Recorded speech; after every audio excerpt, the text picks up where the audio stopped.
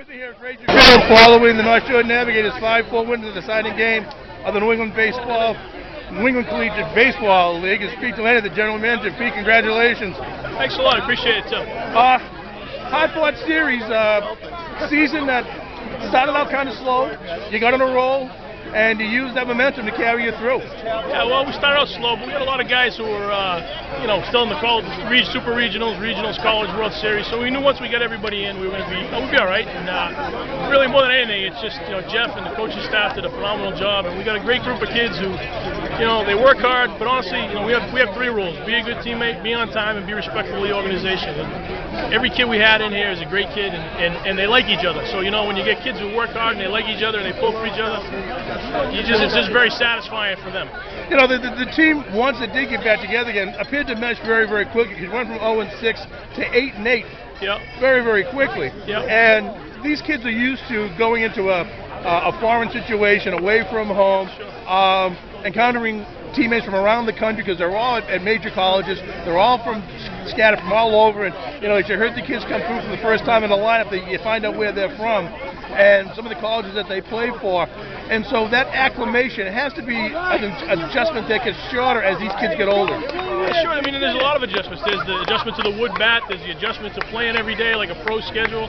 And then certainly adjustment to being in it with a host family, with people who you don't know, and, trying to get comfortable in a new bed and a new house, and, if they have kids, and just, and then, like you said, teammates from all over the country who you're only going to be here for 2.5 months.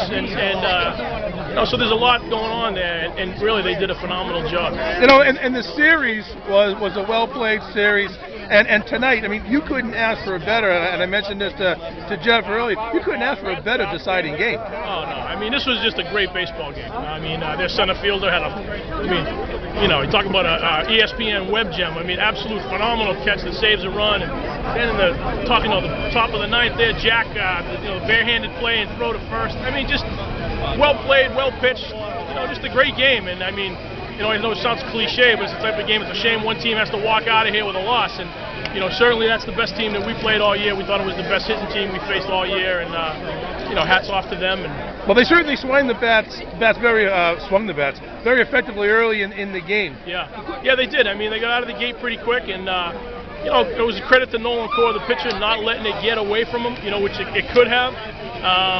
They come out and get 2 runs pretty quick, and that gets especially when that this is the last game of the season for both teams. The momentum's a tough swing, but we battled back, and even when we had a couple innings in a row where we just couldn't get the big hit with the bases loaded. But so to keep coming, and then for Garrett Smith to get that double down the line to drive into 2, and really just a lot of courage and just battling. Great piece of hitting because he went with the pitch, and again he hit it away from the left fielder that gave you the opportunity to score those runs.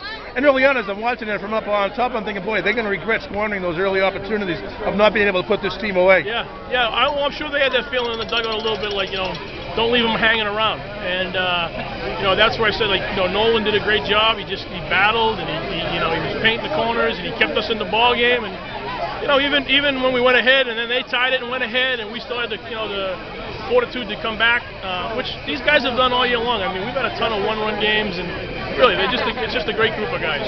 What does this mean for the organization? The second year here in Lynn, they win the championship. Do you use this as a jumping off point to again increase the fan base, especially? Well, I hope so. We certainly. Tonight we had a great crowd here. A week ago we had about 3,000 people in here for the last regular season home game, and I think our whole thing is we really want to sell the baseball. It's kind of corny, but we say it's tomorrow's stars chasing their dreams today. And so you look at the Hunter Rivers and the Cody Dents and the Anthony Melchiondas and the Jay Bainoses. These are guys who are going to be playing minor league baseball in a couple of years, if not next year. And they're guys who maybe 5 years from now you're going to see playing in the majors, and you get an opportunity to come down here and see them play right now. And it's good baseball and it's real, and that's a little bit different. Not knocking some of the organizations that preceded us, but some of them were has-beens and wannabes, and we don't have Bodie Miller, an Olympic skier, playing left field for 3 outs. It's and so this is real. It's great baseball, and these kids come from the highest pedigrees across the country. Now they can't come back after their senior year. This is only for freshmen and juniors. They can't come back correct? after their junior. If they're a senior, they can't come back. Correct. Okay. Correct. All right. some time off now for you to rest, recuperate, and we start to rebuild? Yeah, absolutely. Will most of these players, well, except for your June, will most of these players get invited back, or is it a process of basically reevaluating everybody and making a new list? Well, we have about 5 or 6 guys who can't come back because they're too old. Right. We have some guys who I'm sure will be down the Cape next year, and that would be a great thing, and we'd advocate for that.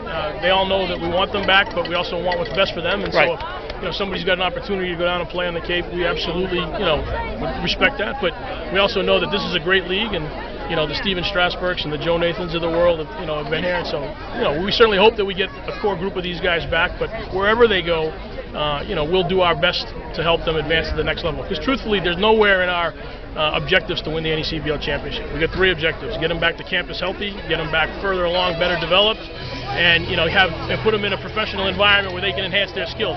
We feel like if we do those 3 things, then good things will happen. And obviously tonight, a good thing happened. Well, certainly it's the culmination of again, it wasn't on the priority list, but certainly in the back of everybody's mind, you want to win it all.